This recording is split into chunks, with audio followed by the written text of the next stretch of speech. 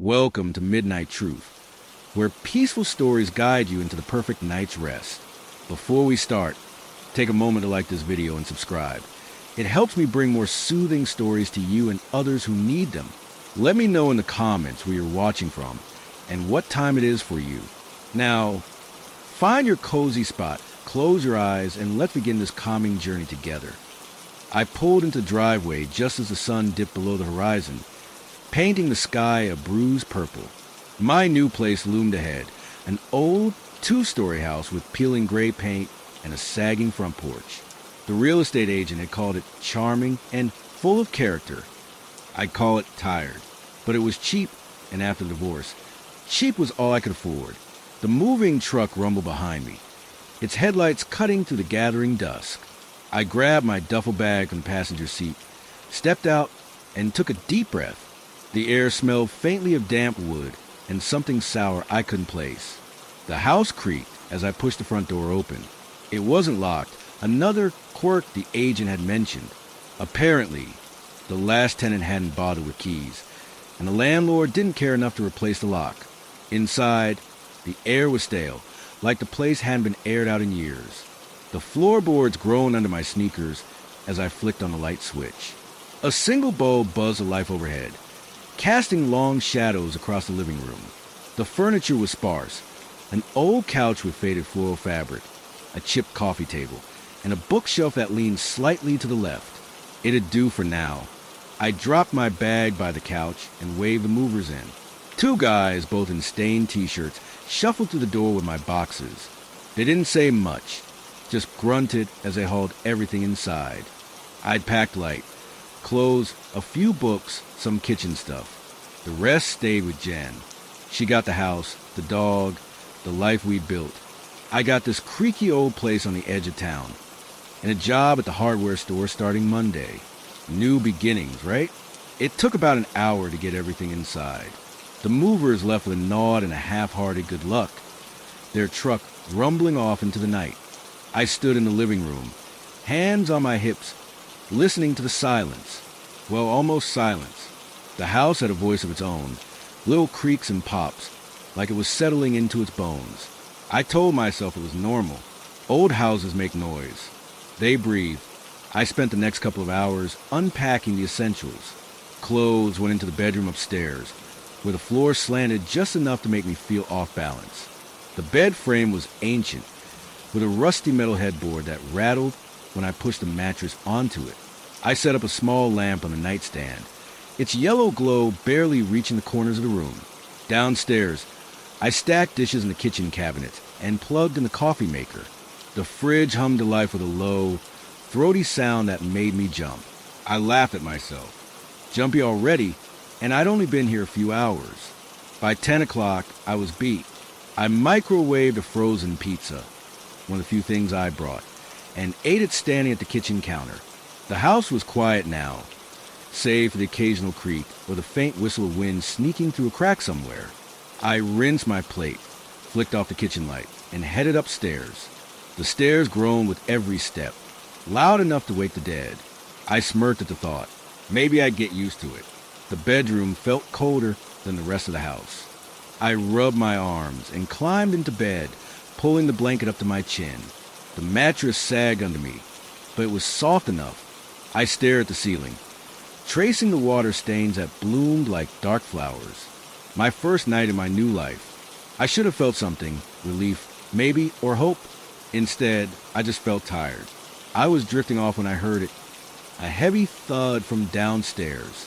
My eyes snapped open. I lay still, holding my breath, waiting for it to happen again. Nothing. Probably a box settling, I told myself, or the wind knocking something over.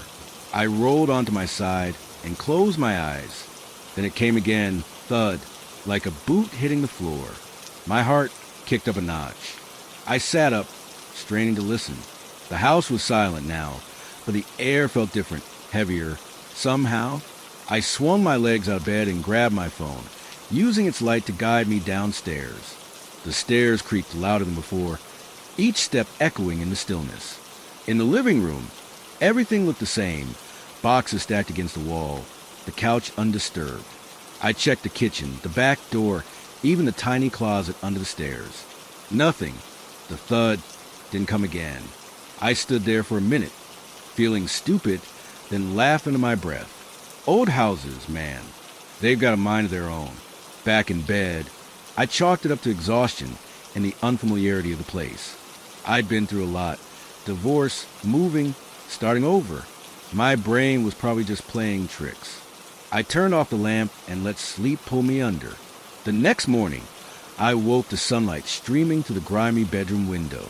The house felt less menacing in the daylight, though the creaks and groans didn't stop.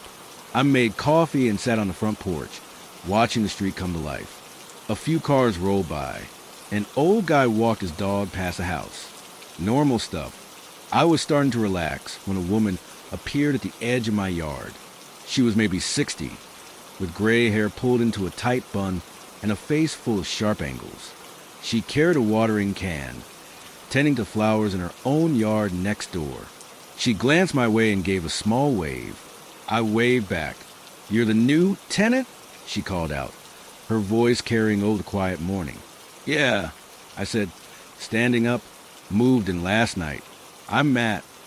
"Eleanor," she replied, setting the watering can down.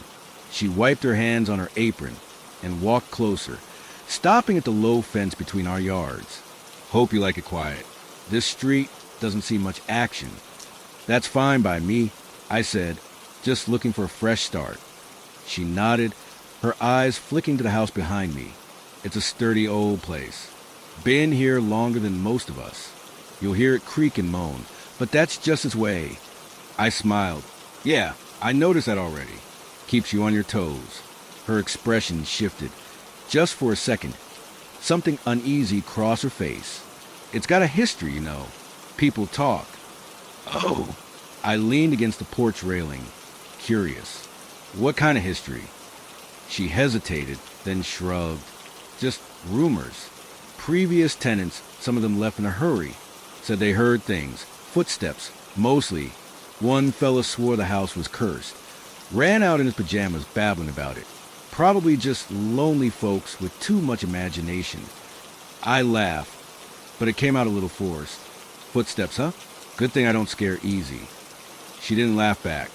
"Well, you seem sensible. Just keep the lights on at night. Old houses can play tricks in the dark." She picked up her watering can and turned back to her flowers. "Welcome to the neighborhood, Matt." "Thanks." I called after her, but she was already focused on her garden. I stood there for a minute, staring at the house. Footsteps. Curses. I shook my head and went inside. Small towns and their stories. Probably nothing to it. The day passed uneventfully. I unpacked more boxes, swept the dusty floors, and figured out how to work the ancient thermostat. The house groaned and creaked around me, but I didn't hear any more thuds.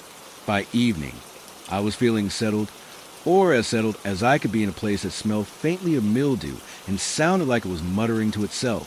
That night, I cooked a real meal, spaghetti with sauce from a jar, and ate at the coffee table while scrolling through my phone. The house was quieter than the night before, though the wind picked up outside, rattling the windows.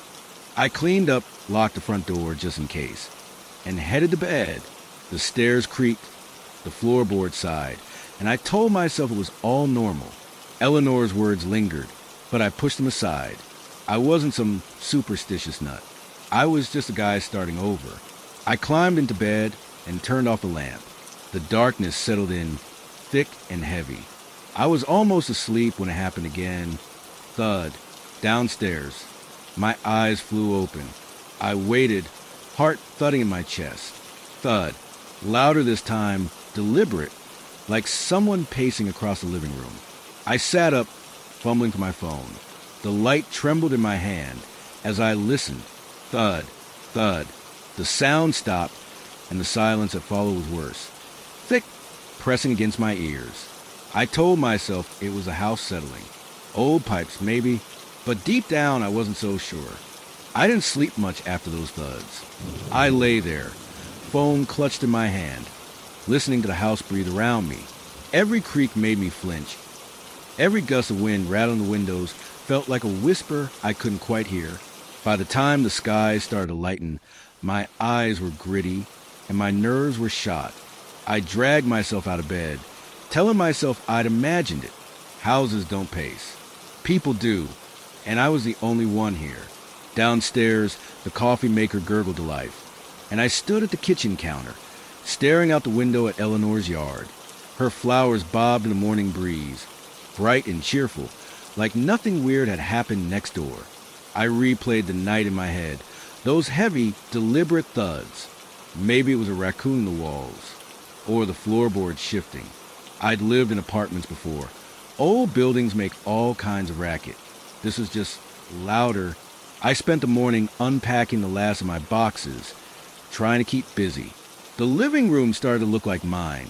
Books on the shelf, a couple of framed photos from before the divorce on the coffee table. One of me and Jen at the beach, smiling like we'd never stop. I almost put it back in the box, but I left it out. A reminder, maybe, that I used to be happy. The house creaked around me as I worked. The floorboards groaned when I walked across them, and the pipes clanked whenever I turned on the faucet. Normal stuff, I told myself. But there was this one spot in the hallway, right by the closet under the stairs, where the air felt colder. Not drafty, exactly, just heavy, like stepping into a shadow that didn't match the light. I brushed it off. Old insulation, probably. By noon, I needed a break. I grabbed my keys and headed to the hardware store in town. Not for my first shift, just to pick up some basics. Light bulbs, a broom, maybe a mousetrap in case those thugs were critters. The store was a 15-minute drive, tucked between a diner and a gas station on the main strip. The guy behind the counter, a wiry dude with a name tag that said Dale, gave me a nod when I walked in. New in town? He asked as I dumped my stuff on the counter. Yeah, I said. Just moved into the old place on Maple Street. His eyebrows went up. The gray house? With the sagging porch. That's the one. He let out a low whistle. Good luck with that. Heard as a handful. I laughed, keeping it light. What? It's got a reputation? Something like that? He said, ringing up my items. Folks say it's noisy. Creepy noisy, not just old house noisy. Last guy who worked here lived there for a bit. Said he'd hear stuff at night. Didn't stick around long. Stuff like what? I asked, even though part of me didn't want to know. Footsteps, mostly. Thought someone was breaking in, but never found anything. Said it freaked him out too much to stay. Dale shrugged, handed me my bag. Probably just tall tales. Small towns, you know? Yeah, I said, forcing a grin. I'll manage. I drove back with the bag rattling on the passenger seat. Dale's words mixing with Eleanor's in my head. Footsteps. Creepy noisy. I told myself it was coincidence. Old houses get a bad rap because people love a good story. But those thuds from last night gnawed at me. They didn't sound random. They sounded intentional. Back home, I set the mousetraps in the kitchen and near the stairs, just in case. If it was a critter, I'd catch it. Problem solved. The rest of the day was quiet. Well, as quiet as the house let it be.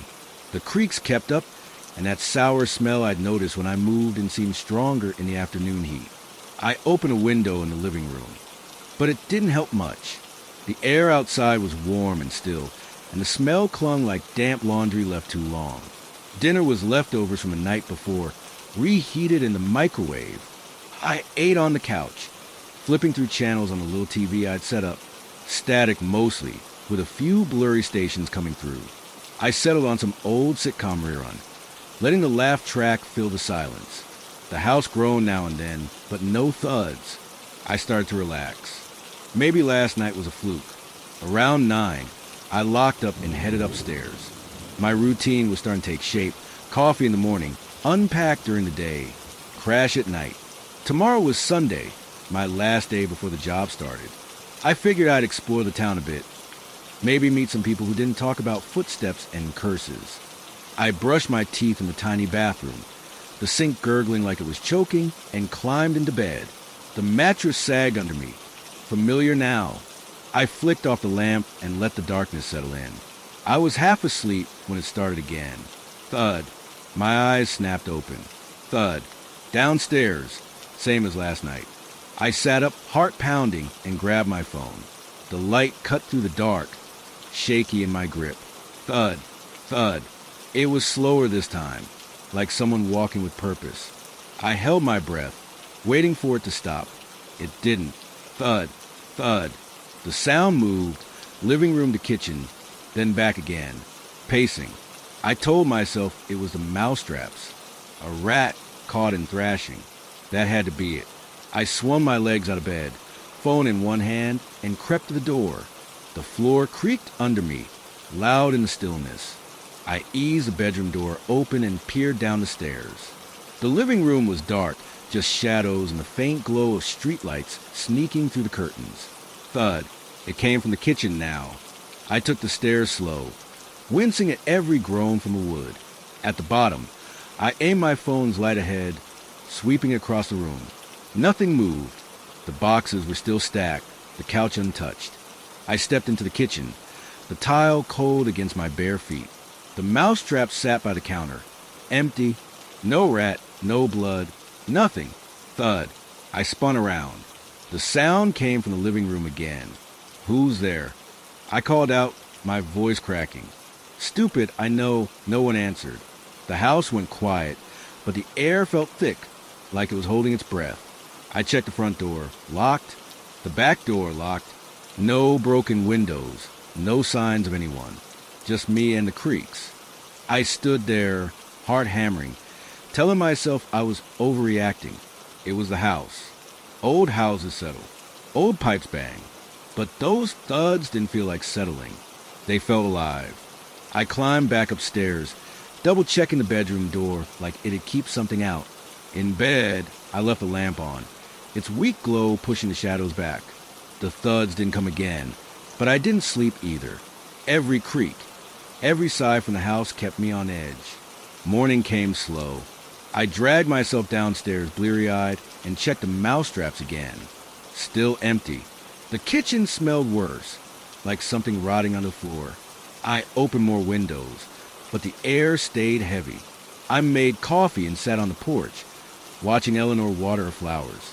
She didn't wave this time, just glanced my way and went back to her work. I couldn't shake it, those thuds, the way they moved. I told myself I'd figure out. Maybe call the landlord, get someone to check the pipes or the walls. But deep down, I wasn't sure it was that simple. The house felt different today, watchful, like it knew I'd heard it. I sipped my coffee and stared at the sagging porch, wondering what I'd got myself into. I didn't leave the porch until the coffee was gone. The sun was high now, warming the street, but I couldn't shake the chill from last night. Those thuds stuck with me, replaying in my head like a bad song.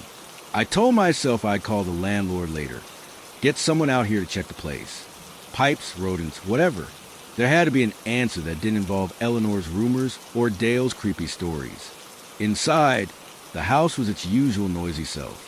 The floorboards creaked as I walked the kitchen, and the fridge hummed like it was grumbling about something. That sour smell was stronger today, sharp enough to make my nose wrinkle. I grabbed a rag and some cleaner from under the sink, figuring I'd scrub the counters. Maybe the last tenant left something nasty behind. But the tiles were spotless, and the cabinets didn't smell like anything but old wood. The stink was coming from somewhere else, somewhere I couldn't pin down. I opened the back door to air the place out, and that's when I noticed the hinges. They squeaked, sure, but they also felt loose, like the door didn't sit right in its frame. I jiggled it, and it wobbled more than it should have. Weird, but not a big deal. I added it to my mental list for the landlord. Creaky floors, banging pipes, a funky smell, and now a wobbly door. This place was falling apart. The rest of the day was quiet, at least as far as thuds went. I swept the upstairs hallway, set up a little desk in the spare room for my laptop, and even took a walk around the block to clear my head. The neighborhood was sleepy. Old houses like mine, a few with overgrown yards, and one with a kid's tricycle tipped over by the curb. Normal stuff. It made the night before feel farther away, like maybe I'd just been tired and jumpy. Eleanor was out again when I got back, pruning her bushes this time. I waved and she nodded, her sharp eyes flicking to the house behind me. Selling it okay? She asked, snipping a dead branch. Yeah, mostly, I said, leaning on the fence. It's noisy, though. Keeps me up. She paused, her shears hovering mid-cut. Noisy how? Just creaks, thuds, old house stuff, I guess. She didn't say anything for a second, just clipped the branch and let it fall. They all say that at first. The tenants. Then it's more than creaks. I shifted, uneasy. What do you mean? She looked at me then, her face hard to read. The last one, the guy who ran out screaming, he said it wasn't just noise. Said it felt like someone was there, watching him. I forced a laugh. Sounded like he watched too many horror movies. Maybe, she said, turning back to her bushes. Just keep an eye out. Houses like that, they got memories. I didn't know what to say to that, so I just nodded and headed inside. Memories. Great. Now I was picturing some ghost pacing my living room. I shook it off and focused on dinner. Grilled cheese. Nothing fancy. The kitchen smelled worse while I cooked, like the heat was stirring something up. I ate fast and cleaned up, leaving the windows open even though the air outside was cooling off. By 9, I was ready to crash. My first shift at the hardware store was tomorrow, and I didn't want to show up looking like a zombie. I locked up, checked the mousetraps, still empty, and headed upstairs. The stairs groaned louder tonight, or maybe I was just noticing it more. In the bedroom, I changed into sweats and climbed into bed. The lamp stayed on again. I wasn't about to lie in the dark, waiting for thuds. Sleep came slow. The house creaked around me, a steady rhythm of pops and sighs. I was drifting off when I felt it. A cold spot right near my feet. Not a draft, not a breeze, just this pocket of air that felt like it had been pulled from a freezer. I sat up, tugging the blanket higher. The room looked the same, lamp glowing, shadows still. But the cold lingered, heavy on my legs. I swung my feet to the floor, and the cold followed, pooling around my ankles. I stood up, annoyed now. There had to be a vent or something. I checked under the bed. Nothing but dust. The window was shut tight, no cracks. The cold stayed, though, like it was stuck to me. I walked to the door, and it faded a little, but the air in the hallway felt off too. Thicker, heavier than it should have been. That's when I heard it. Not a thud this time. A scratch. Slow, deliberate, like nails dragging across wood. It came from downstairs. Faint but clear. Scratch. Scratch. My stomach twisted. I grabbed my phone, light shaking in my hand, and crept to the stairs. The sound stopped, then started again. Scratch. Scratch. Louder now from the living room. I took the stairs one at a time, wincing at every creak. At the bottom, I swept the light across the room. The couch, the boxes, the TV, all where I'd left them. Scratch. It came from the wall by the bookshelf. I stepped closer, heart pounding. The sound stopped. I stood there, staring at the faded wallpaper, waiting. Nothing. Just the creaks and the hum of the fridge in the kitchen. I tapped the wall with my knuckles. Solid, no hollow spots. Probably a mouse, I told myself. Scratching at the plaster. I'd set more traps tomorrow. But as I turned away, the cold hit me again, sharp, sudden, wrapping around my chest like a hand. I stumbled back, breath catching. It was gone as fast as it came, leaving me shaky and sweating. I checked the whole downstairs, doors locked, windows shut, traps empty. The scratching didn't come back, but the house felt different now. Awake, I climbed back to bed, lamp still on, and lay there listening. The creaks kept up, louder than before, like the house was restless. I told myself it was nothing, mice, drafts, old wood. But Eleanor's words wouldn't leave me. Watching him. Memories. I didn't sleep. Dawn came gray and slow, filtering through the dirty window. I got up, legs heavy, and shuffled downstairs.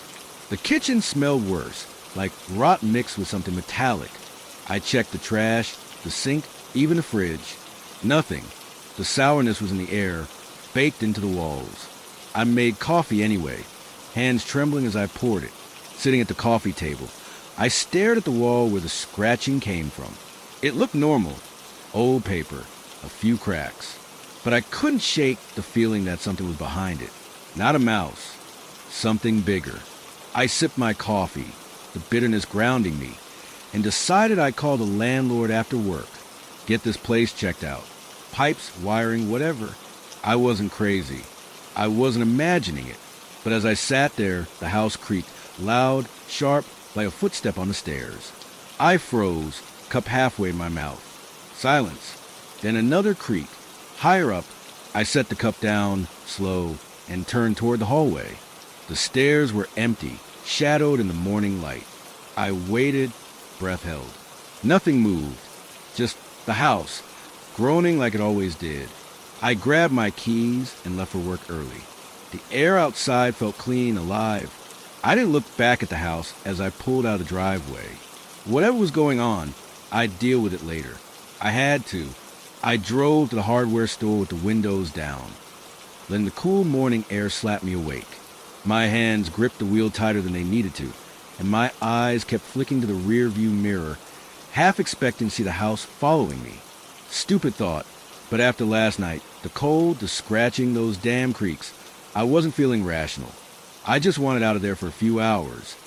Somewhere normal with people who didn't talk about curses or footsteps. The store was quiet when I pulled into the lot. A faded sign read, Hank's Hardware in chipped red letters, and the building looked like it had been standing since the town was new, squat, brick, with a big front window smudged with years of dust. I grabbed my coffee thermos from the passenger seat and headed inside. The bell above the door jingled, sharp and loud, making me jump. Great start, Matt. Real cool. Dale was behind the counter again, flipping through a magazine. He glanced up and gave me a lazy grin. You're early. First days are usually when people show up late.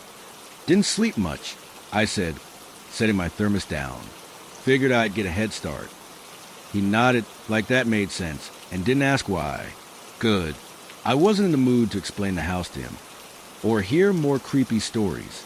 He tossed me a green apron with Hank's stitched on it in white thread. You're on stock today. Shelves need filling and the back room's a mess. Think you can handle it? Yeah, no problem, I said, tying the apron on. Manual work sounded perfect. Something to keep my hands busy and my head off last night. Dale showed me the ropes. Where the stockroom was, how to use the pricing gun, the basics.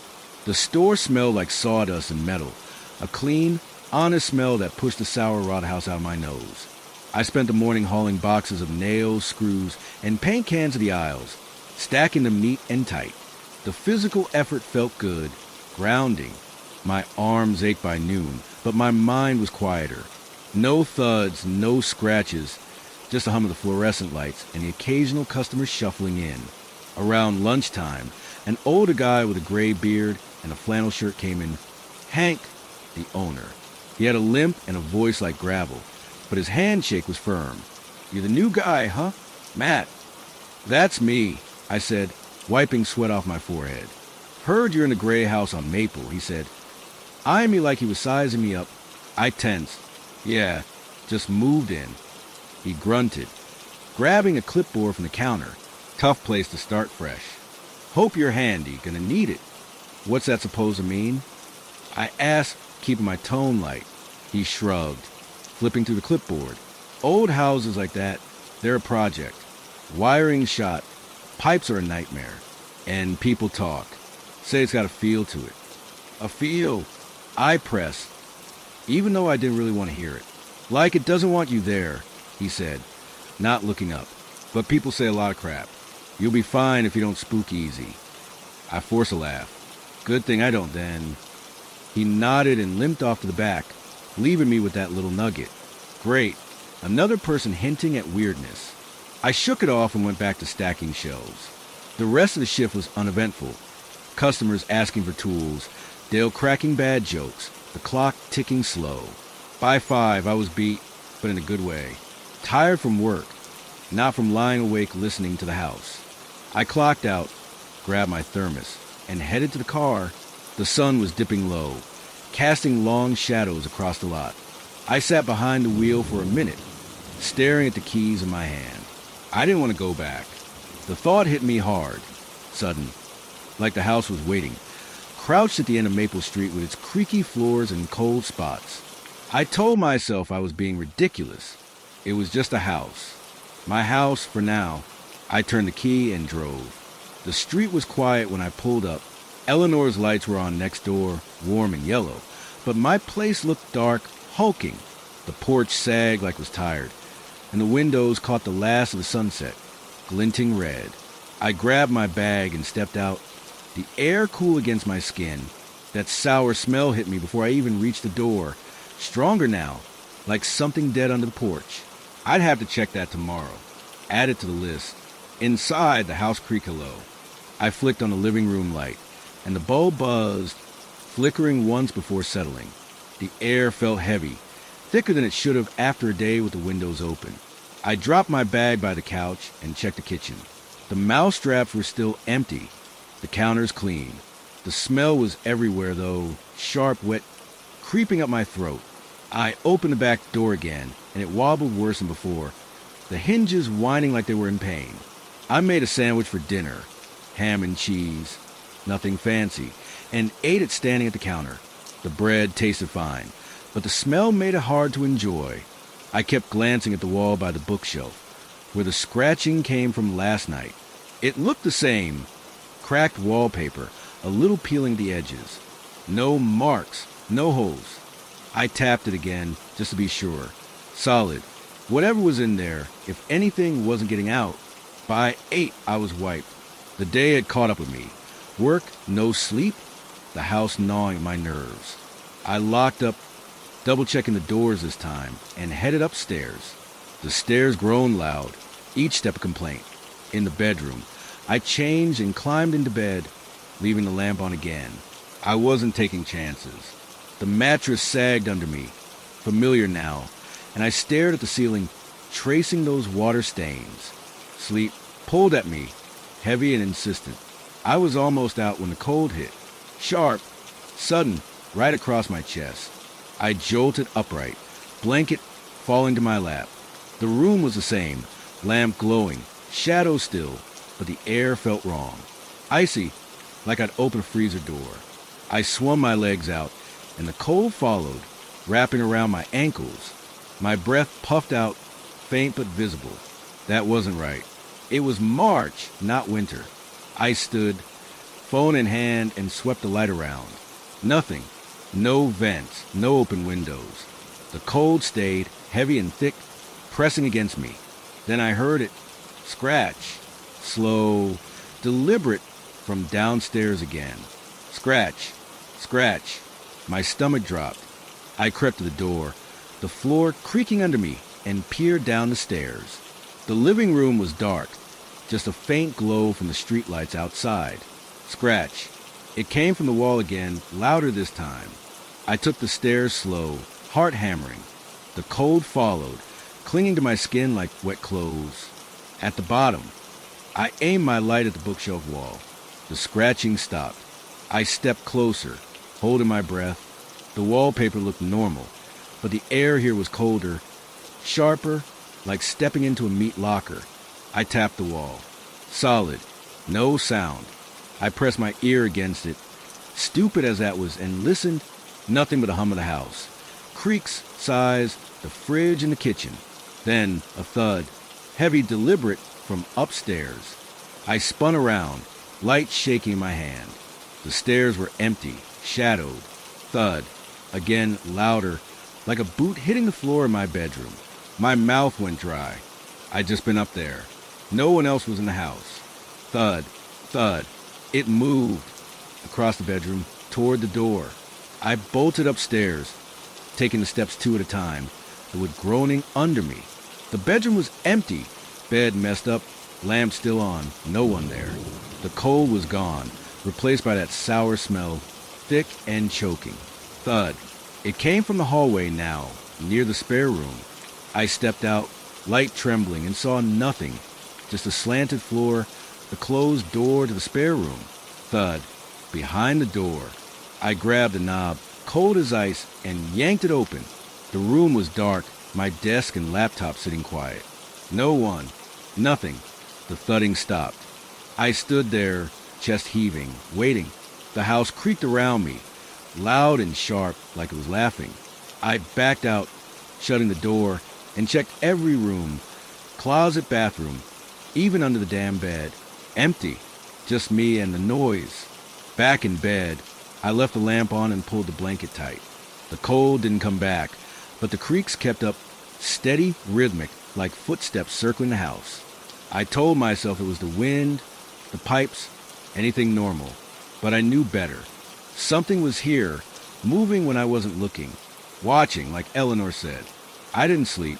Morning came slow, gray light seeping through the window.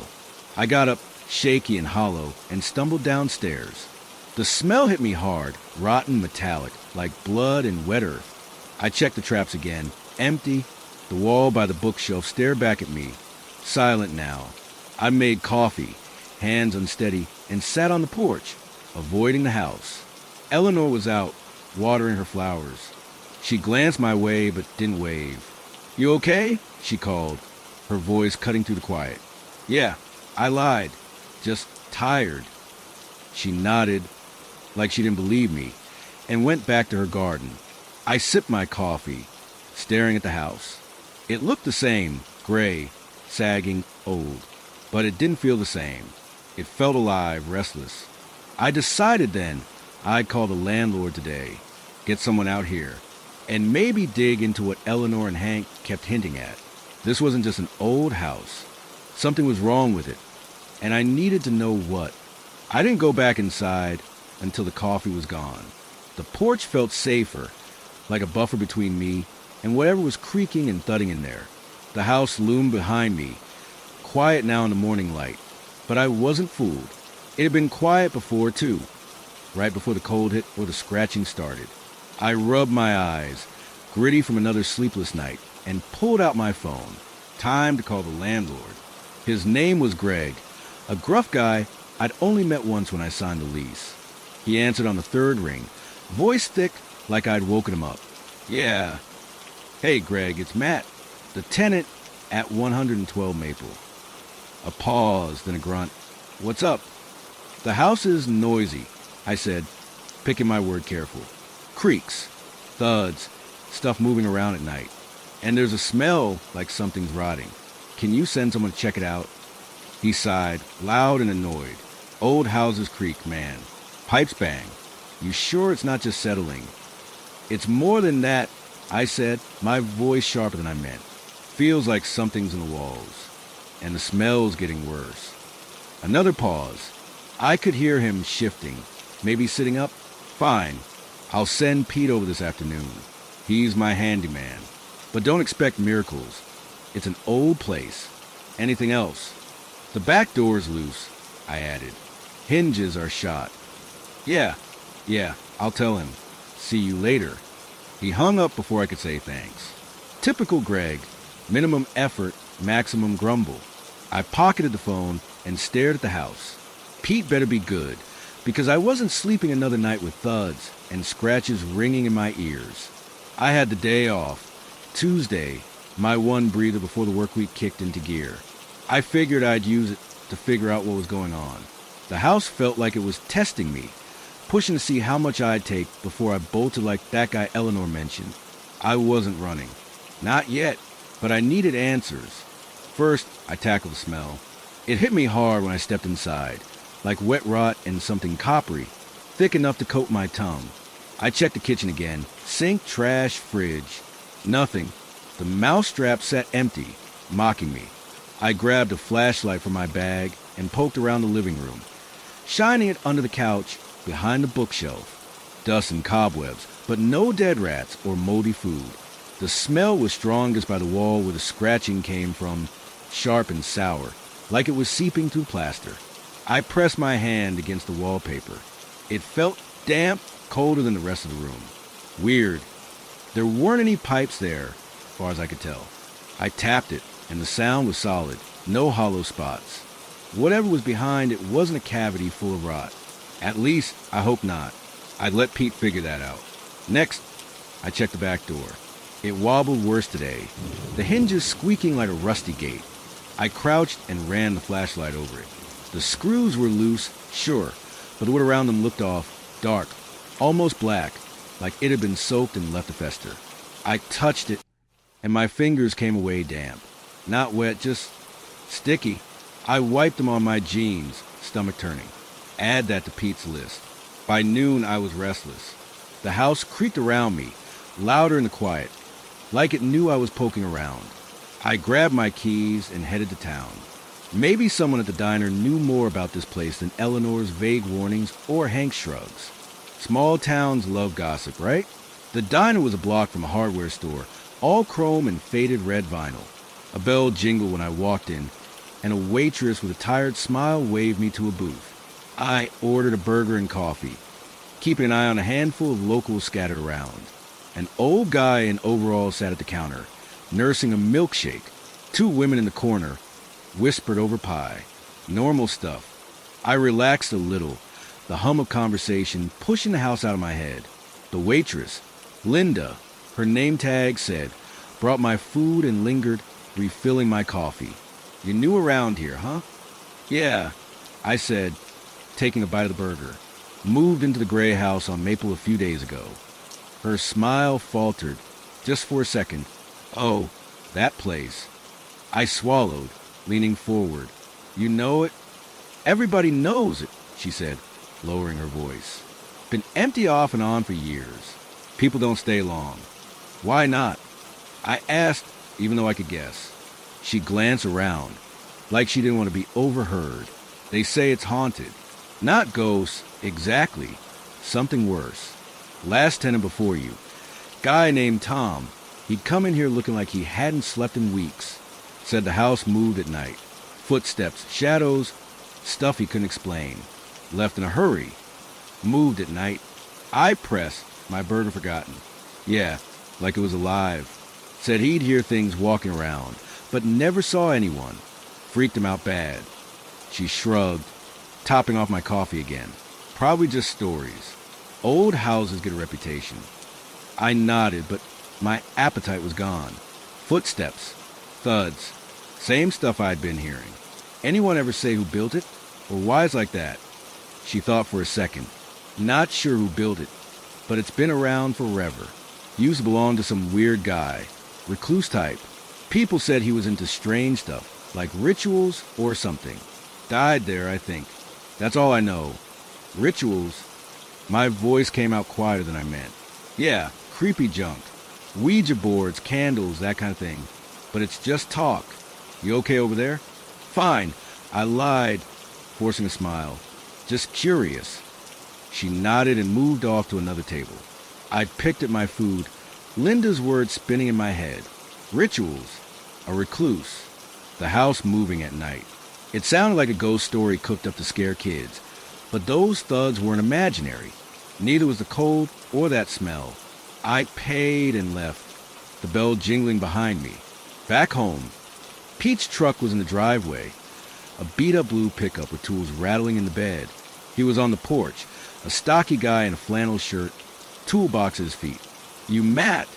he called as I climbed out of the car. "Yeah," I said, shaking his hand. "Thanks for coming."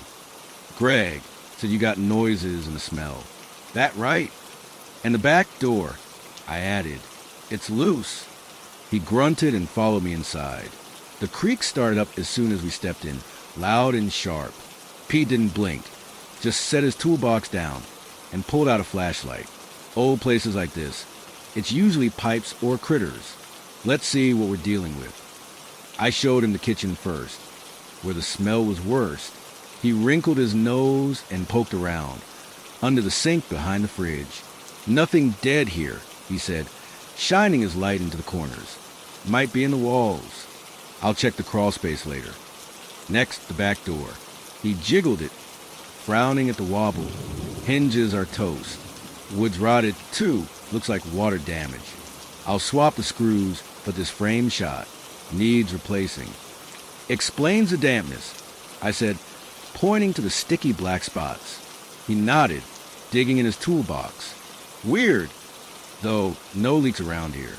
Shouldn't be wet." I didn't say anything, just watched him work. He tightened hinges, but the door still creaked like a dying animal. "Best I can do for now," he said, wiping his hands. Greg's cheap. Won't spring for a new one unless it falls off. We moved to the living room, where the scratching and thuds kept coming from. I pointed at the bookshelf wall. Heard noises here, scratching last night, and thuds all over, mostly upstairs. Pete tapped the wall, then pressed his ear to it. Solid. No pipes running through. Could be mice, though. He shone his light along the baseboard, checking for holes. Nothing obvious. I'll set some heavy-duty traps. Might be bigger than your little ones. He pulled out a couple of snap traps, baited them with peanut butter, and slid them against the wall. If it's rats, these will get him. Now upstairs. I led him up the stairs, groaning under us. The bedroom was quiet, but I showed him where the thuds came from, near the bed, then the hallway. He checked the floorboards, tapping and listening. Loosened spots, he said. Could be shifting when you walk. Explains the noise. What about when I'm not walking? I asked. He shrugged. Oldwood moves on its own sometimes. Temperature changes. Settling. Let's see the hallway. In the spare room, he poked around the desk and closet. Heard thuds here too? Yeah, I said. Last night, right after the bedroom. He tapped the walls again, then stopped by the closet. Huh, this one's hollow. He knocked harder, and the sound echoed. Deep, empty, might be a crawl space or old duct. Could be your critters. Anything in there now? I asked, my throat tight. He opened the closet door and shone his light inside. Empty, just dust and a few bent hangers. Nope, but I'll check the crawl space under the house. Could be connected. We headed back downstairs, and he grabbed a crowbar from his toolbox. Gonna look under the porch. That smell's gotta come from somewhere. I followed him outside, the air fresh compared to rot inside. He pried up a loose board by the steps and slid under, flashlight bobbing. I waited, listening to him grunt and shuffle. After a few minutes, he crawled out, brushing dirt off his shirt. No dead animals, he said. Some damp spots, but nothing rotting. Weird. Smells stronger in there, though. So what's causing it? I pressed. Dunno. Could be mold in the walls. I'd need a tam open to know. And Greg won't pay for that unless it's bad. He stood, wiping his hands. Traps are set. Doors tighter. If the noises keep up, call me. Might need to dig deeper. Thanks, I said, but I didn't feel better. No rats, no leaks, just a smell and noises he couldn't explain. He packed up and drove off, leaving me on the porch. The house creaked behind me, loud and sudden, like it was stretching. I went back inside, restless. Pete's visit didn't fix much, and Linda's story about the recluse stuck with me. Rituals, something worse than ghosts. I decided to poke around more. Maybe there was something left behind, a clue. I started in the spare room, that hollow closet nagging at me. The flashlight beam swept over the walls, and I tapped them myself. Definitely hollow, a faint echo behind the plaster. I pressed harder, and the wall shifted, just a little, like a panel giving way. My heart kicked up. I pushed again, and it clicked, sliding an inch to the side. A hidden compartment. I wedged my fingers in and pulled. The panel groaned open, revealing a narrow space, maybe a foot deep, lined with old wood. Inside was a book, small, leather-bound, edges frayed. I grabbed it, hand shaky, and flipped it open. The pages were yellowed, handwriting scrawled in black ink. Dates at the top, 1890s, early 1900s. The first entry I read made my skin crawl. Asterisk. The voices started tonight. Low under the floor. They know I'm here. Asterisk. I snapped it shut, breath catching. Voices. Footsteps. This wasn't just an old house. This was someone's nightmare. I tucked the book under my arm and closed the panel. Whatever this was, I'd read it later. The house creaked again, sharp and close, like it didn't want me digging. I ignored it and locked the book in my desk drawer downstairs. Tonight, I'd figure out what it meant. But as the sun dipped low, casting shadows through windows, I couldn't shake the feeling that the house was waiting for me to try. I didn't touch the journal right away. It sat in the desk drawer, heavy as a brick, while I paced the living room, trying to talk myself out of reading it. The house creaked around me. Sharp pops and groans like it was daring me to open it. That leather cover. Those faded pages. They felt like a line I wasn't sure I wanted to cross. But Linda's story about the recluse, the rituals, kept gnawing at me. And that first line I glimpsed, asterisk, the voices started tonight, asterisk. It matched too close to what I'd been hearing. Thuds, scratches, something alive in the walls. By 7, the sun was gone, and the house felt darker than it should have. Even with the lights on, the bulb in the living room buzzed, flickering now and then, casting jittery shadows across the floor. I grabbed a beer from the fridge, warm, because the damn thing wasn't cooling right, and sat at the coffee table. The sour smell was thick tonight, curling up my nose like smoke. I cracked the beer open, took a swig, and pulled the journal out of the drawer. No more stalling. The leather was cold, rough under my fingers. I flipped it open, past the first page I'd seen, and started reading. The handwriting was tight, slanted, like whoever wrote it was in a hurry. The entries were dated, starting in 1898. The name at the top of the first full page hit me like a punch. Asterisk Elias Carver Star. No idea who he was, but it felt important. I leaned closer, the beer forgotten, and let the words pull me in. Asterisk October 12, 1898. I've settled into house at last. The townsfolk stare, whisper behind their hands, but they'll learn to leave me be. This place is perfect, isolated, sturdy. The cellar's deep, the walls thick. Ideal for my work. The first ritual is tomorrow. I've gathered the candles, the chalk, the book. The air hums already, eager. Asterisk. I stopped, my mouth dry.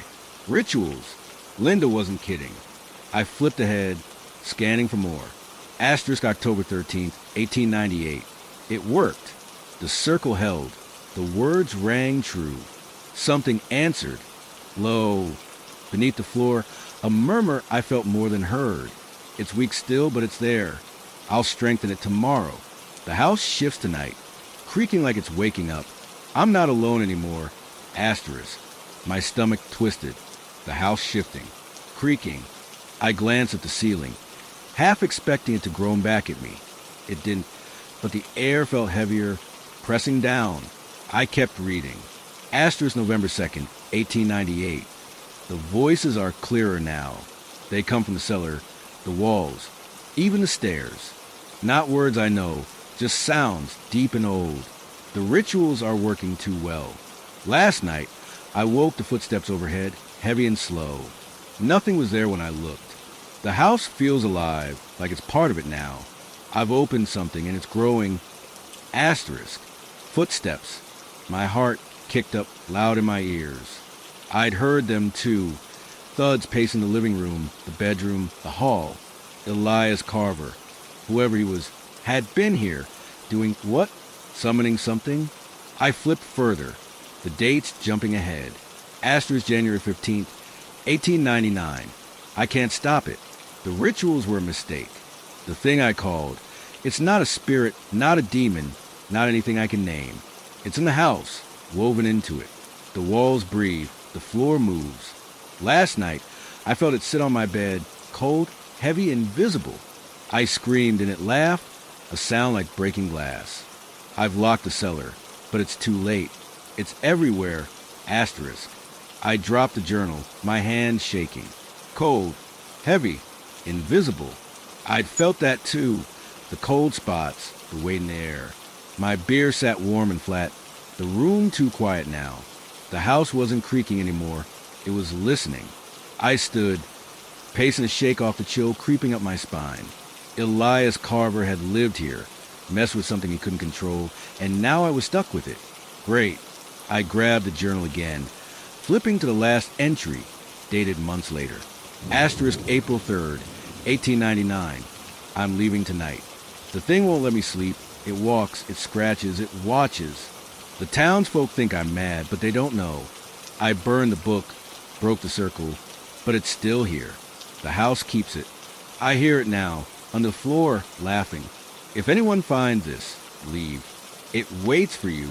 Asterisk. That was it. No more entries. Just blank pages yellowed with age. I shut the book, my breath shallow. Elias ran. Just like Tom. Just like the guy Eleanor saw screaming in his pajamas. And now me, hearing the same damn things, thuds, scratches, cold. I wasn't crazy. This was real. The house creaked then, loud, sharp from the stairs. I jumped, the journal sliding to the floor. Another creak, higher up like a footstep. I grabbed my phone, light trembling in my hand, and stepped into the hallway. The stairs were empty, shadowed in the dim glow from the living room. Creak, another step, slow and deliberate.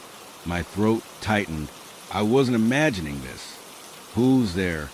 I called, voice cracking. Nothing answered, but the creaking stopped. The air turned cold, sharp, sudden, wrapping around my legs. I backed up, light sweeping the stairs. Empty, always empty. The cold followed, heavy and thick, like wading through water.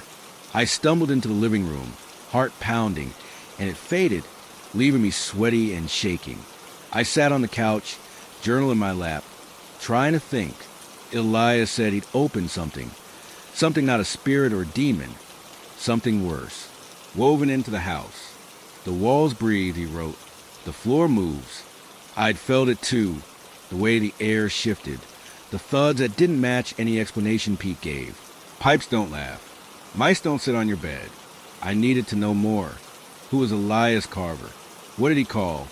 I grabbed my laptop from the spare room, the stairs groaning as I climbed, and set up on the coffee table. The internet was spotty, small-town Wi-Fi, but I typed his name into the search bar. Nothing useful at first, just random Carvers, none from here. I added the town's name in 1890s. A few old newspaper archives popped up, digitized by some history nerd. One hit, a grainy article from 1899. Asterisk, local recluse abandons home amid rumors of madness. Asterisk, I clicked it, scanning fast. Elias Carver, 42, lived alone on Maple Street, known for odd behavior, buying strange books, muttering to himself, avoiding people. Neighbors reported noises from his house at night, banging, voices. He left in April, claiming something was after him. Townsfolk called him unhinged. The house sat empty for years after.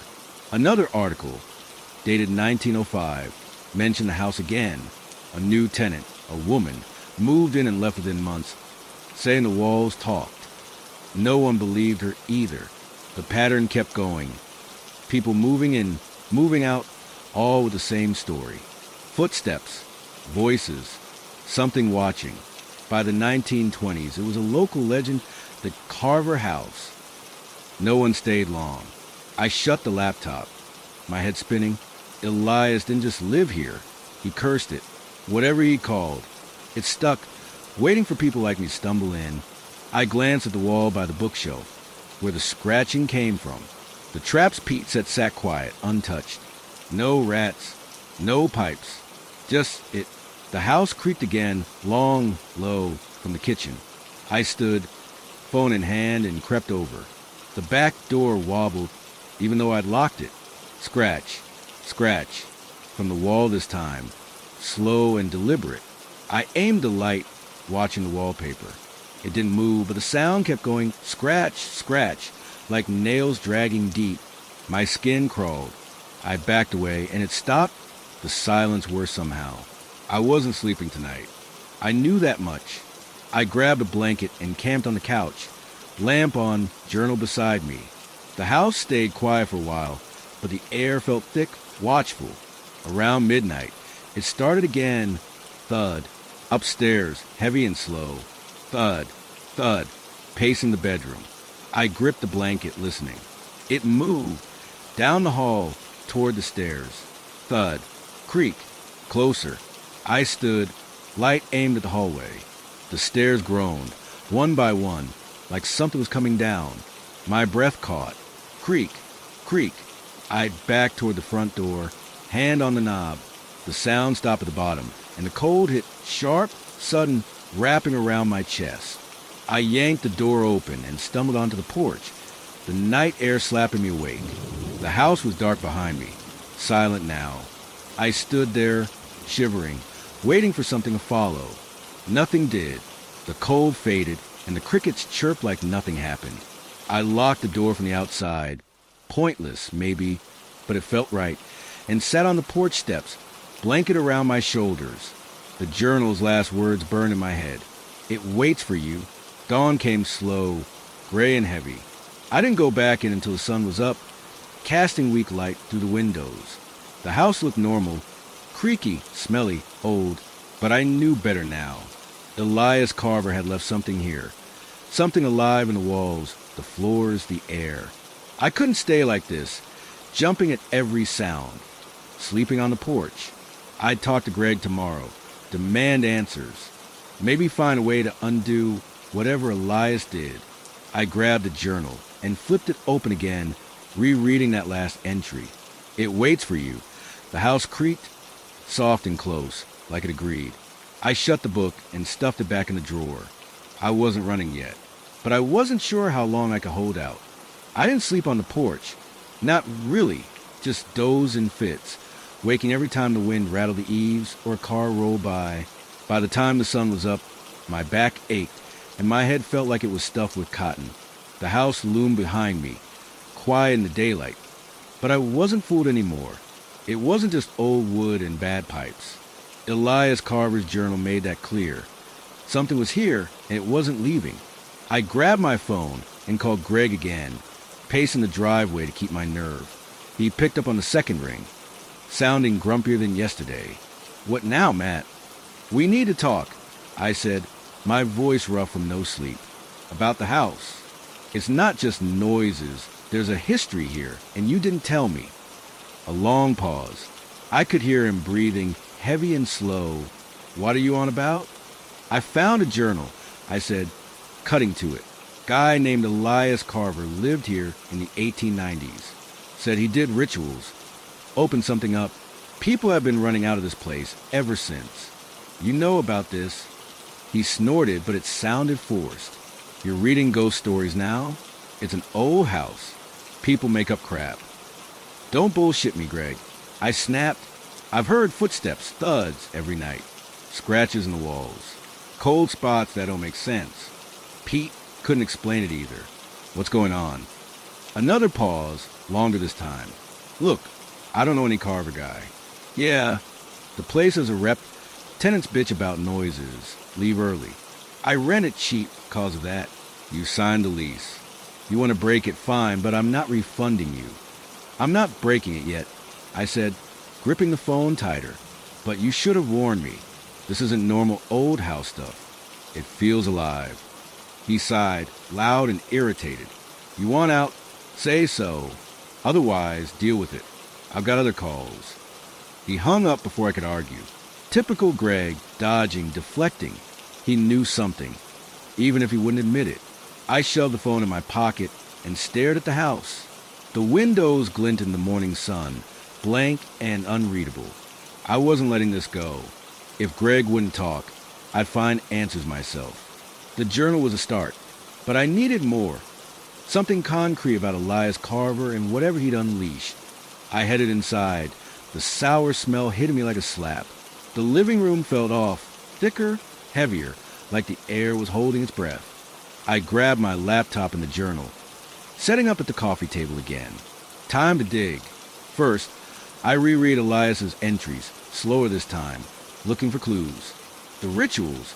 He mentioned candles, chalk, a book, something he burned later, but not before it went wrong. The thing he called wasn't a ghost or demon. He said, just something. That stuck with me. What the hell was it? I flipped to the early entries, where he sounded excited, almost smug. Asterisk the cellar's deep, the walls thick. Ideal for my work. Asterisk the cellar. I hadn't seen one yet, just a crawl space Pete checked. Maybe it was sealed off. I searched online again, tweaking my terms. Elias Carver cult, Maple Street history, rituals 1890s. More newspaper snippets popped up, buried in local archives. One from 1900 mentioned Carver's house being shunned. After he left, neighbors swore they heard banging at night, even with no one inside. Another, from 1912, said a tenant found strange markings in the basement before bolting. Basement, not cellar. Same thing? I needed to check. The library in town might have more. Old records, maybe blueprints. I grabbed my keys and drove over, the house creaking behind me like it didn't want me to leave. The library was a small brick building on the edge of downtown, quiet except for a kid flipping through comics by the window. The librarian, a gray-haired woman with thick glasses, looked up when I walked in. "Morning," she said, voice soft. "Need help?" "Yeah," I said, keeping it casual. "Looking for old town records. House stuff, late 1800s. 112 Maple Street." Her eyebrows lifted, just a flicker. "The Carver place?" "You know it," I asked, leaning on the counter.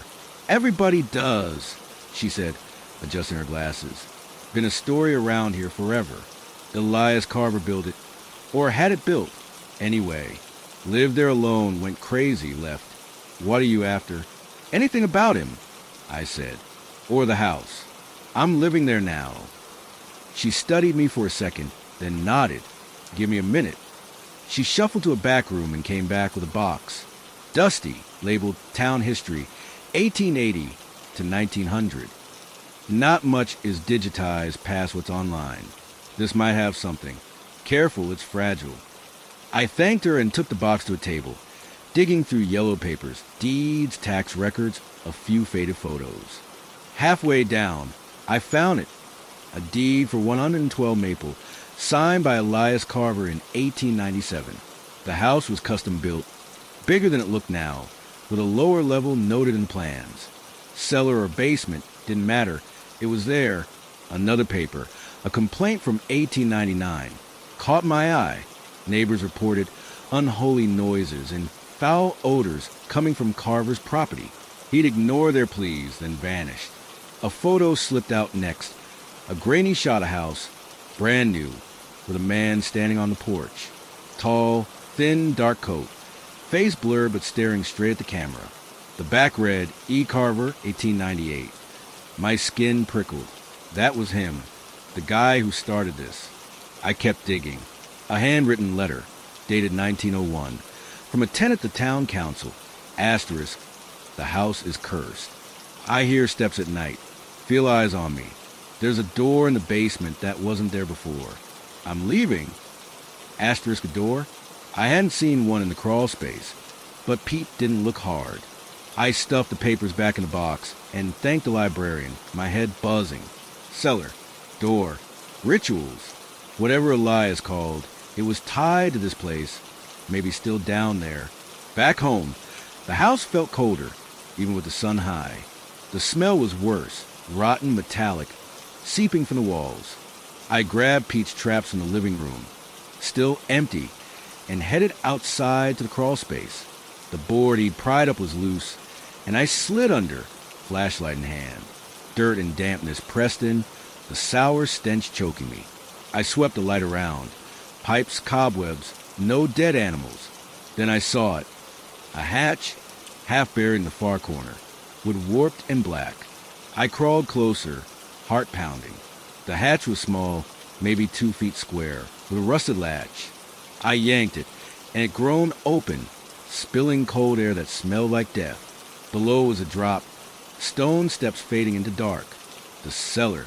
My flashlight barely cut through it, but I saw walls, rough and old. No way I was going down there alone. Not yet. I slammed the hatch shut and crawled out, dirt clinging to my jeans. That was it. The deep cellar Elias wrote about, where it started. Inside, I locked the front door and sat on the couch, journal open. The house creaked, low and steady, like a heartbeat. I needed a plan, talk to Greg again, maybe get Pete back. But night was coming, and I wasn't sure I could handle another round of thuds and scratches. I microwaved a frozen pizza, forcing myself to eat, but the smell ruined it. The air felt thick now, pressing against my skin. By 9, I was on edge. The lamp flickered. The fridge hummed too loud. I locked the journal in the drawer and climbed upstairs, leaving every light on. The stairs groaned, louder than usual, and the bedroom felt wrong, colder, smaller. I climbed into bed, foam beside me, and stared at the ceiling. The water stains looked darker tonight, spreading like ink. I was drifting off when it started. Thud. Downstairs, heavy and slow. My eyes snapped open. Thud. Thud. Pacing the living room again. I sat up, breath shallow, and grabbed my phone. The light shook as I listened. Thud. It moved, kitchen and back. I told myself it was a house settling, but I knew better. Then scratch from a wall by the bed. Slow and deep. Scratch. Scratch. I swung my legs out. Light aimed at the wallpaper. It didn't move, but the sound kept going, louder, like something clawing to get out. The cold hit, sharp, sudden, wrapping around my chest. I stumbled back, the air frosting in front of me. Scratch. Thud. Both now. Sinking up, downstairs, and right here. I bolted for the door, the floor creaking under me. The hallway was dark, even with the lights on. Shadows thicker than they should have been. Thud. From the spare room now, loud and close. I yanked the door open, light sweeping inside. Empty desk, closet, nothing. But the thud came again behind me on the stairs. I spun, light trembling. The steps were empty, but they groaned. 1, 2, 3, like something climbing up. I backed into the bedroom, slamming the door. The cold followed, heavy and thick, pressing me down. Scratch. From the wall again, faster now. Thud. Thud. Downstairs, circling. I grabbed my keys from the nightstand, heart hammering. I wasn't staying, not tonight. The door rattled, like something pushed it, and I yanked it open, sprinting down the stairs. They groaned under me, loud and sharp, but I didn't stop. In the living room, the thud stopped. The cold gripped me, tighter, like hands on my shoulders. I fumbled with the front door, the knob icy, and stumbled outside. The night air hit me, clean and warm, breaking the spell. I locked the door and ran to my car, hands shaking as I turned the key. The house sat dark, windows blank, but I swore I saw something move fast in the upstairs window. I drove to the diner, the only place open, and sat in the booth, hands wrapped around a coffee mug. The waitress, Linda again, raised an eyebrow but didn't ask. I didn't care. The house was alive, just like Elias said, and it wasn't letting me go. I didn't move from that booth until the coffee went cold. The diner's fluorescent lights buzzed overhead, a steady hum that kept me grounded. Outside, the parking lot was empty, just my car sitting under a flickering street lamp. Linda refilled my mug twice, her eyes lingering like she wanted to ask what was wrong, but she didn't. Good. I didn't have the words anyway, not ones that wouldn't make me sound like I'd lost it. The clock on the wall said 2 a.m. My hand still shook just a little every time I thought about the house. The thuds chasing me down the stairs, the cold gripping my chest, that rattle on the bedroom door. I'd locked it behind me. But what good was that? Whatever was in there didn't need keys. Elias Carver's journal flashed in my head. Asterisk, it's in the house, woven into it. Asterisk, I felt it, alive and moving, and I wasn't going back tonight. I pulled out my phone and scrolled through the journal photos I'd snapped before locking away. The handwriting stared back at me, sharp and frantic. The thing I called, it's not a spirit, not a demon. What was it then? And that cellar hatch, dark, cold, stinking of death. I hadn't gone down, but I knew it was the heart of this, where Elias started his rituals. I needed to know more before I face it again. If I face it again. Linda slid into the booth across from me, her shift apron crumpled in her hands. "You look like hell," she said, voice low. "Trouble at the house?" I nodded, too tired to lie. "Yeah, bad night." She leaned forward, elbows on the table. "Tom used to sit here too, after rough ones. Said the house wouldn't let him sleep. You hearing stuff?" "More than hearing," I said, staring into my coffee.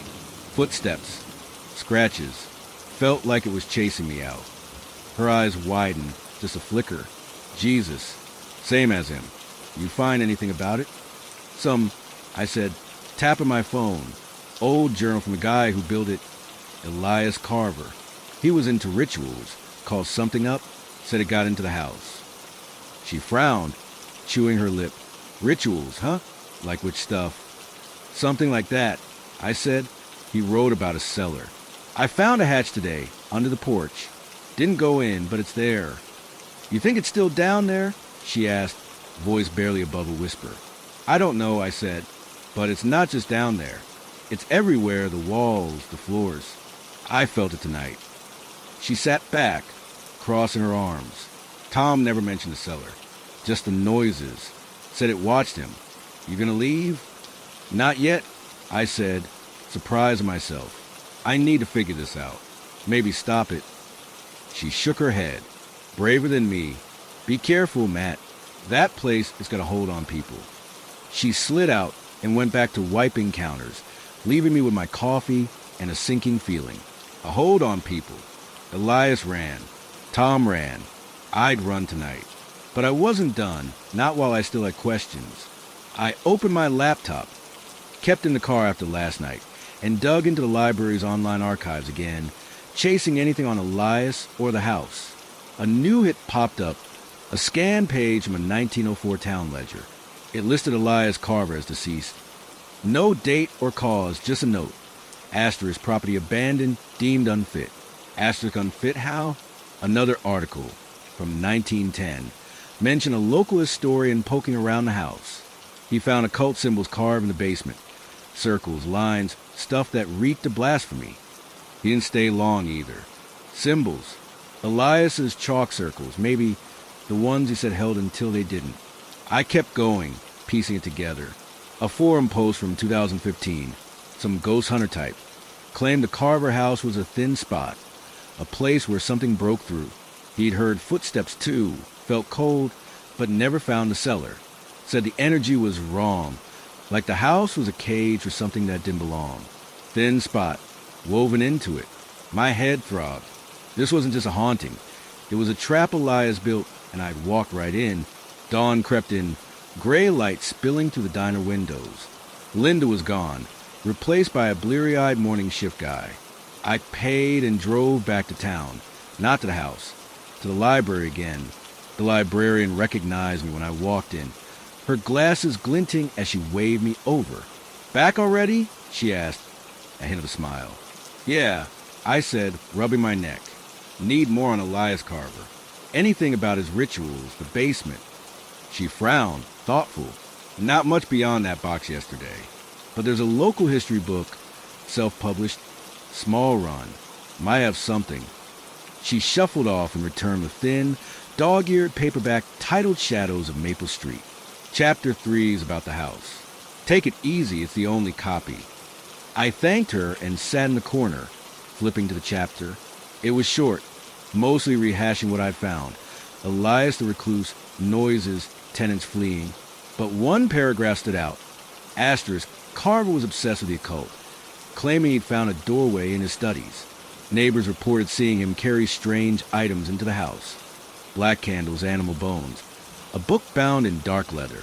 After his departure, a tenant discovered a hidden cellar with carvings on the walls, believed to be ritual markings. Some say he opened a rift, binding something to the house that lingers still. Asterisk, a rift, a doorway. My stomach dropped. That matched the journal. Asterisk, something answered, low, beneath the floor. Asterisk, the cellar wasn't just a room. It was where he broke through. I snapped a photo of the page and handed the book back, my hands cold. I needed to see those carvings, figure out what Elias did. But not alone, not after last night. I drove to the hardware store, clocking in early. Dale was there, stacking paint cans, and gave me a nod. You look rough, man. Late night? Something like that. I said, tie on my apron. Hey, you know Pete, Greg's handyman? Yeah, he said, brushing dust off his hands. Good guy. Fixes stuff cheap. Got his number? I asked. Need him to check something at the house. Dale scribbled it on a receipt and handed it over. Tell him I said hi. What's wrong now? Just noises, I said, pocketing it. Old place. He smirked. Told you it's creepy. Watch out for ghosts. I forced a laugh and got to work. Stocking shelves to keep my hands busy. The store's normalcy, sawdust smell, clinking tools, kept the panic at bay. I called Pete during my break, catching him between jobs. Hey, It's Matt from Maple Street. Can you come by today? Found a cellar hatch. Need you to look. A pause and, yeah, I saw that. Didn't go down. What's up? Noises, I said, keeping it vague. And a smell. Might be connected. All right, he said, gruff but agreeable. I'll swing by after lunch. Bring a ladder. Thanks, I said, hanging up. A ladder. Good. I wasn't crawling into that dark alone. The shift dragged customers' boxes, Dale's bad jokes, but kept me out of the house. By 2, I clocked out and met Pete in the driveway. His truck rattled up, ladder strapped to the bed. He climbed out, toolbox in hand, and nodded at the porch. Cellar, huh? Yeah, I said, leading him around back. Found it yesterday. Smells bad. Might be where the rot's coming from. He pried the crawlspace board up and slid under, flashlight bobbing. I followed, dirt crunching under my knees. The hatch was still there, warped and black. Pete yanked it open, the cold air spilling out stronger than before, like a freezer full of spoiled meat. He whistled low. That's rank. Definitely something down there.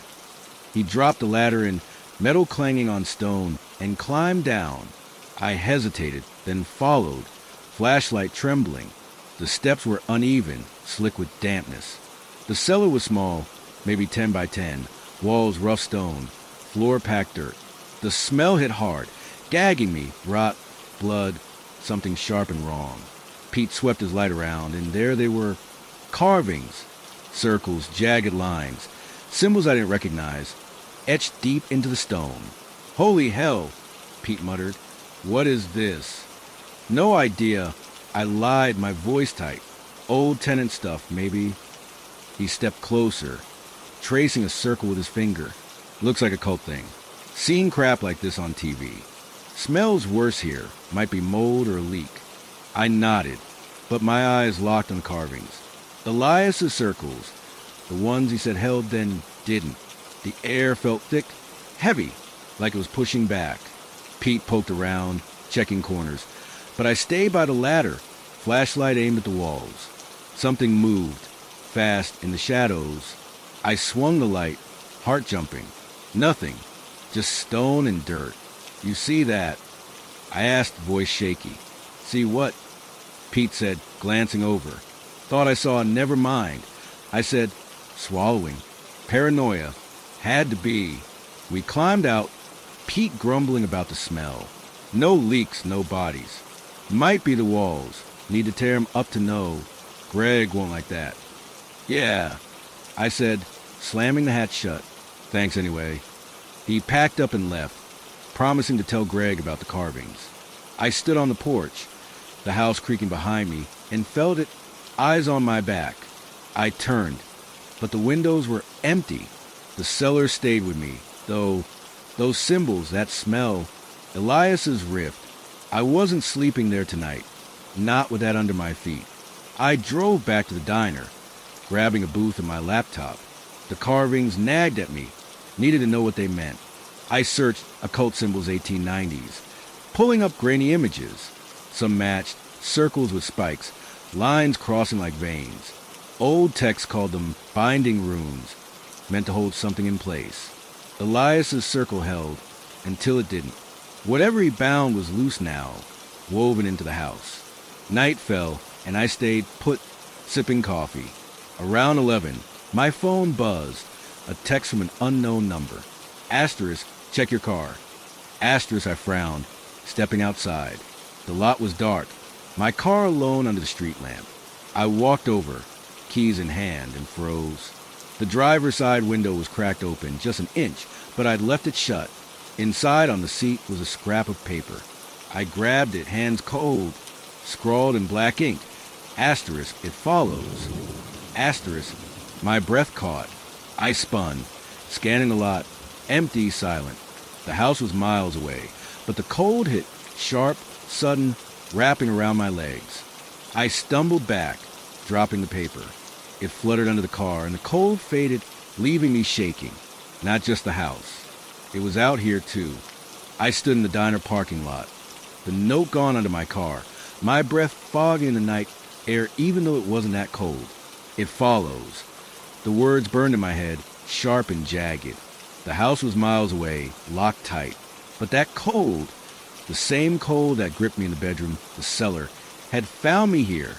I fumbled with my keys, hands shaking, and climbed into the car, slamming the door.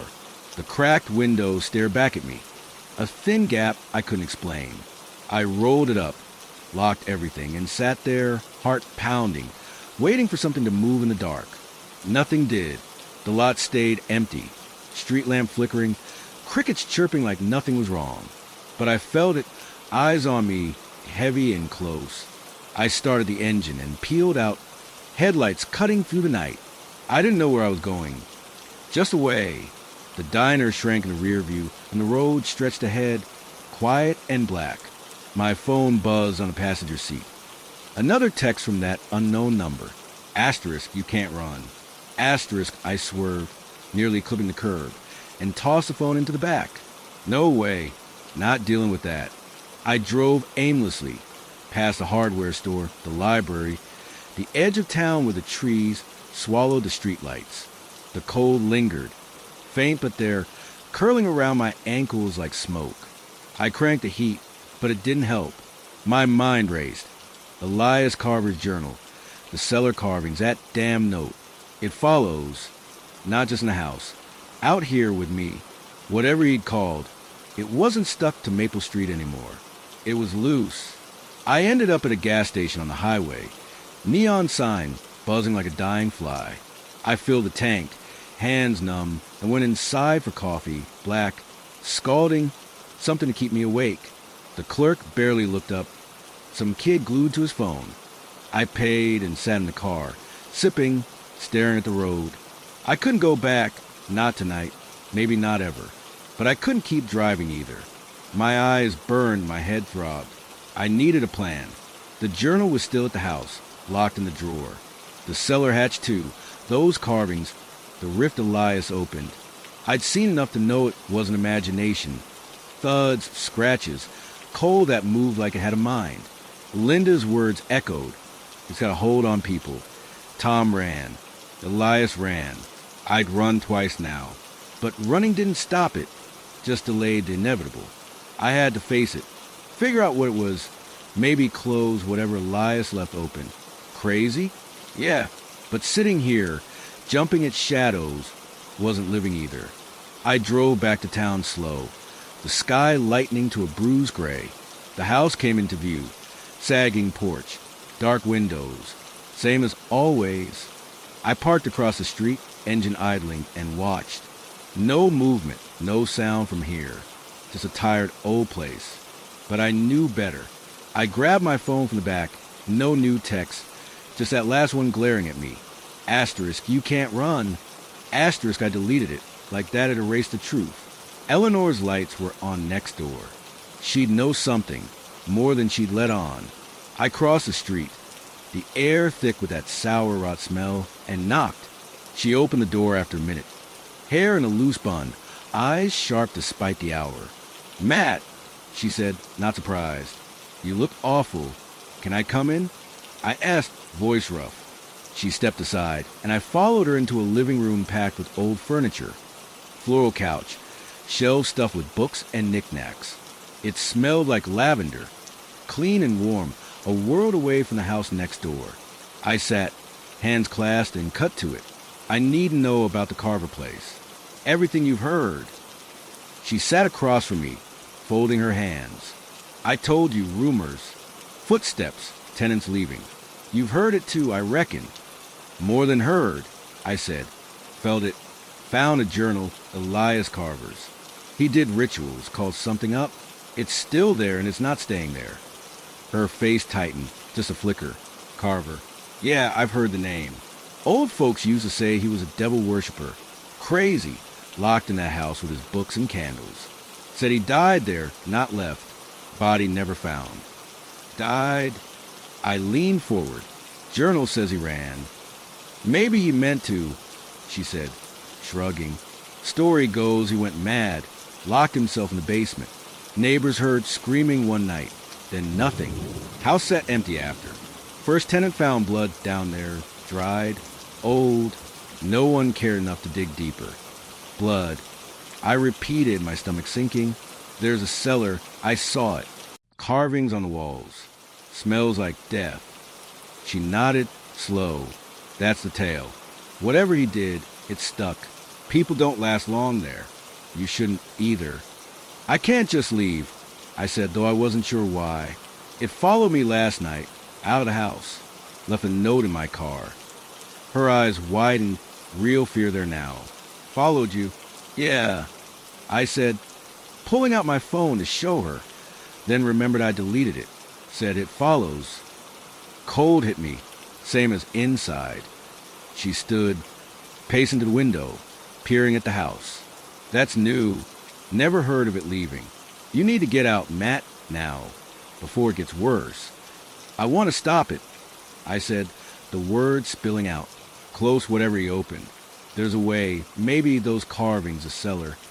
She turned, staring at me like I'd lost it. You're no priest, no witch. You'll get yourself killed. Maybe, I said, standing, but I'm done running. Thanks, Eleanor. She didn't stop me as I left, just watching the door, her face pale. The house waited across the fence, creaking soft and low, like it knew I was coming. I didn't go in blind. Back at the car, I grabbed a flashlight, a crowbar from the trunk, something to pry or swing, and my phone. The journal was still inside, but I remembered enough. Elias's rituals, the circle that broke, the thing that laughed. I'd seen the carvings, binding runes meant to hold. If they'd failed, maybe I could redo them, trap it again. Insane? Sure, but I had nothing else. The front door creaked open, the sour smell hitting me like a wall. The living room was dim, even with daylight sneaking through the curtains. The air felt thick, heavy, like it was waiting. I grabbed the journal from the drawer, flipping to the early entries. Asterisk the circle held. The words rang true. Asterisk no details on the words, just chalk and candles. I'd have to wing it. The crawl space hatch was next. I pried it up, the cold air spilling out, sharp and rotten. The ladder Pete left was still there, metal rungs slick with damp. I climbed down, flashlight beam bouncing off the stone walls. The carvings glowed faintly in the light. Circles, spikes, lines like veins.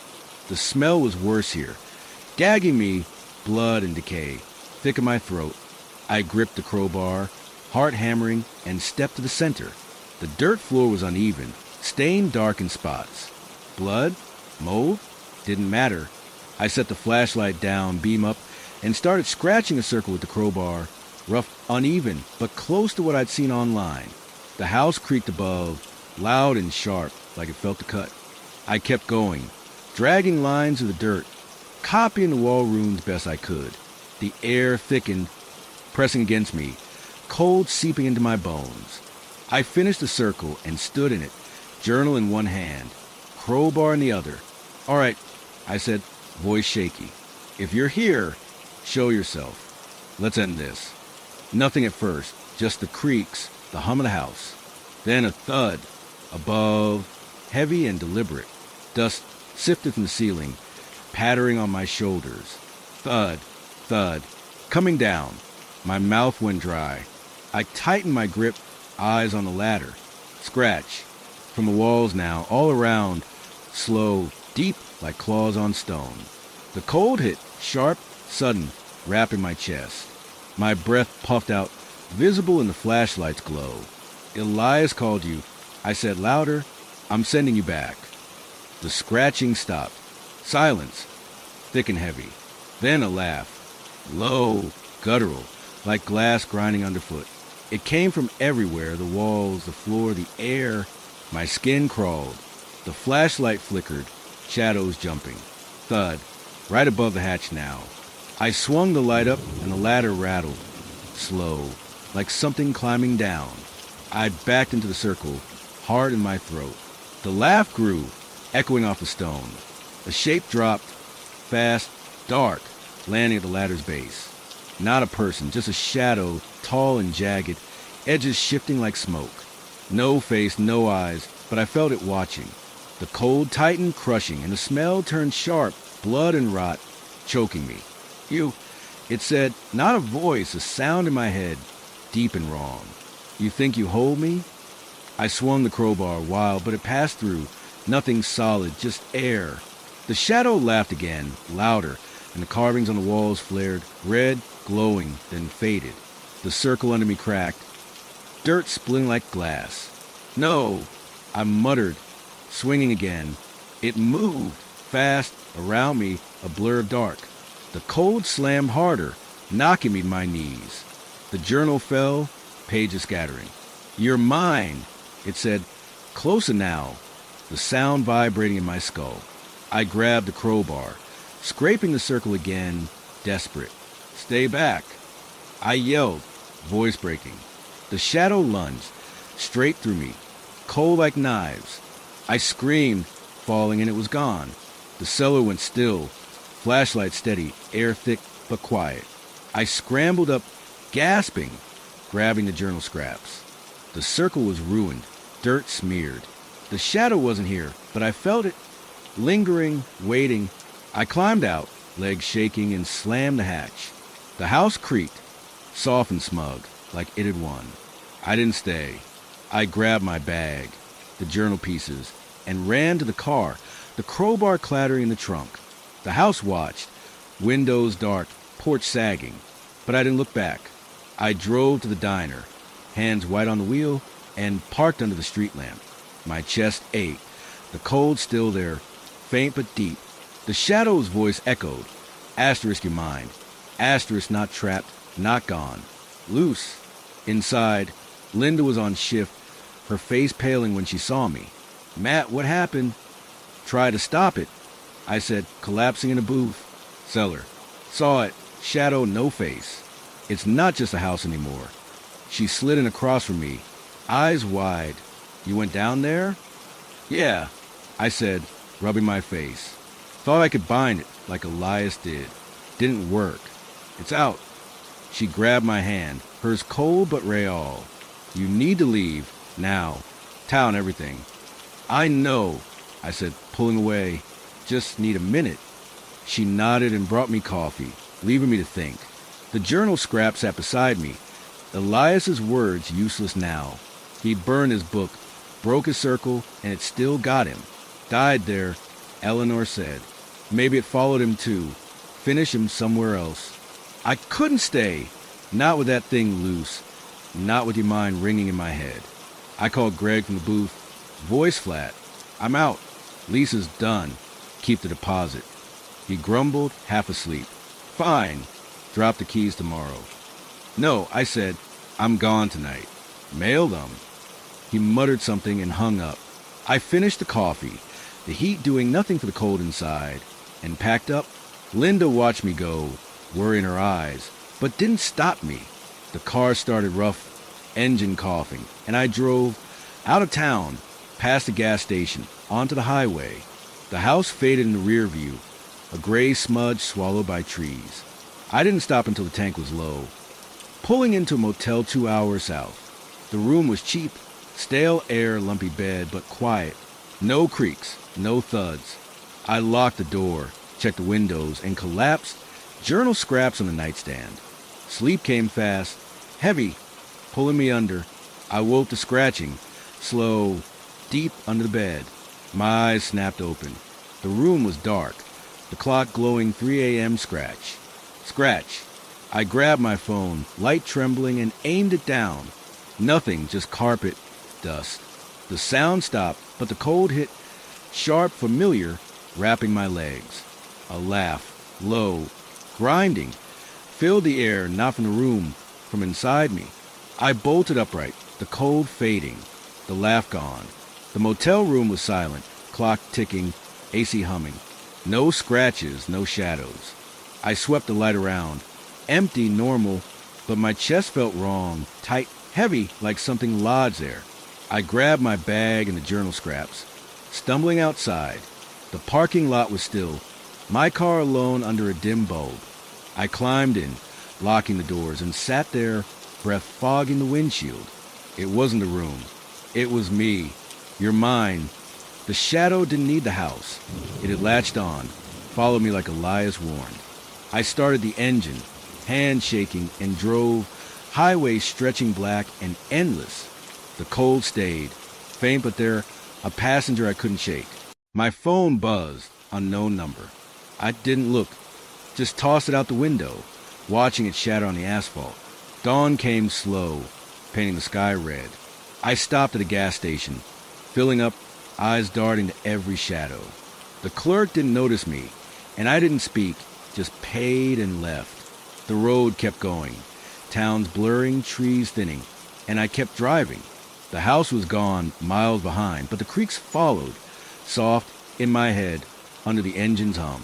Thud, scratch, laugh. I pulled over at noon, a rest stop off the interstate, and sat on the hood, staring at nothing. The journal scraps were in my lap. Elias's last words glaring up, "It waits for you." Not anymore. It had me. I felt it. Cold in my bones, weight on my chest, a whisper I couldn't unhear. I'd run like he did, but there was no outrunning this. A car rolled by, radio blaring static, and I flinched. The air shifted, sour, rotten, faint but there. I stood, scanning the trees. Nothing moved, but the laugh came again, low, grinding inside me. I got back in the car, hands tight on the wheel, and drove. The road stretched on, endless, and the house was far behind, waiting for the next fool to move in. But I wasn't free. It followed, woven into me now, creaking in the silence. I don't know where I'm going. Just away, always away. The thuds echo in my skull. The cold grips my shadow, and the laugh never stops. Maybe it'll fade, maybe it won't. But I hear it still, every mile, every night, waiting, watching mine,